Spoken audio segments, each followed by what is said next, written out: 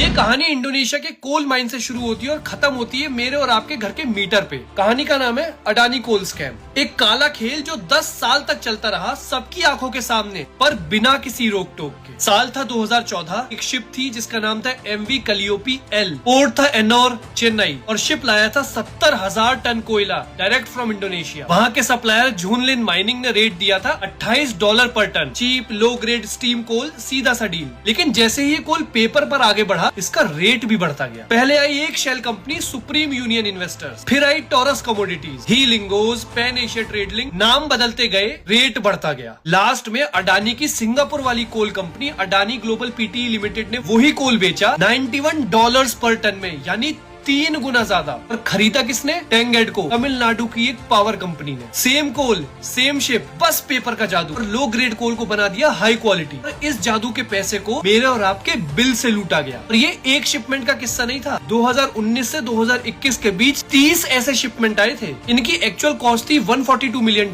लेकिन ये सेल हुए $215 मिलियन, यानी 73 मिलियन के उस प्रॉफिट पे जो सिर्फ इनवॉइसेस इन्फ्लेट करके बनाया गया था। ये पैसा भरा किसने? मैंने और आपने अपने बिजली के बिलों में। टेंगेड को ने सिर्फ 4 साल में 6,000 करोड़ का लॉस रिपोर्ट किया, जिसमें से ऑलमोस्ट आधा सिर्फ ओवर प्राइस्ड कोल की वजह से था। और ये लॉस चुपचाप मेरे और आप जैसे कंज्यूमर्स पर ट्रांसफर कर दिया गया। Financial times, OCCRP, news laundry, सबने ये एक्सपोज किया। शिपिंग रिकॉर्ड्स, कोल क्वालिटी रिपोर्ट, सबूत सबके सामने है। लेकिन अभी तक ना कोई FIR, ना कोई CBI inquiry. As of February 2025 Shiv Sena MP Priyanka Chaturvedi ने जब ये मामला पार्लियामेंट में उठाया तो उन्होंने बताया कि मिनिस्ट्री ऑफ कोल के पास रिपोर्टेडली इस टॉपिक से रिलेटेड कोई इंफॉर्मेशन नहीं है। तो अगली बार जब अडानी की तरफ से आपके पास बिजली का बिल बढ़ा हुआ आए तो याद रखना, आप एक्स्ट्रा यूनिट्स का पैसा नहीं दे रहे हो, आप उस स्कैम का भी पैसा भर रहे हो।